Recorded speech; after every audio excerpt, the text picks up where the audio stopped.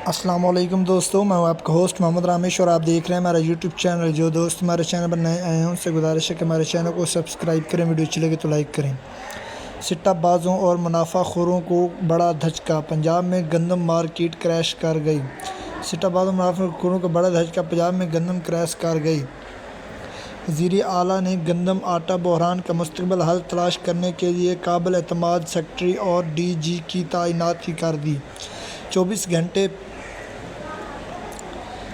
घंटे में लाहौर में गंदम बोरी की कीमत में 1750 रुपये कमी।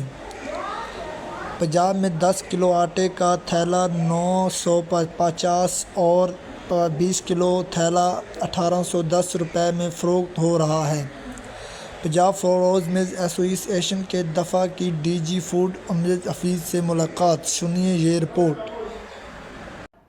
जी, वज़ीर आला पंजाब मरियम नवाज की जानिब से किए जाने इक़दाम के बाद पिछले 24 घंटों के दौरान लाहौर में गंदम बोरी की कीमत में 1750 रुपये कमी आ गई है। आज लाहौर के ओपन मार्केट में गंदम की कीमत जो है 3200 रुपये है, जबकि आटा जो है वो पूरे लाहौर में 1810 रुपये कीमत में फरोख्त हो रहा है। वज़ीर आला मरियम नवाज ने गंदम आटा बहरान का मुश्किल हल तलाश करने के लिए काबिल एतमाद सेक्रेटरी और DG की तैनाती की है, जिन्होंने फ्लोर मिल एसोसिएशन के साथ साथ दीगर स्टेक होल्डर के साथ मुलाकातें भी शुरू कर दी हैं।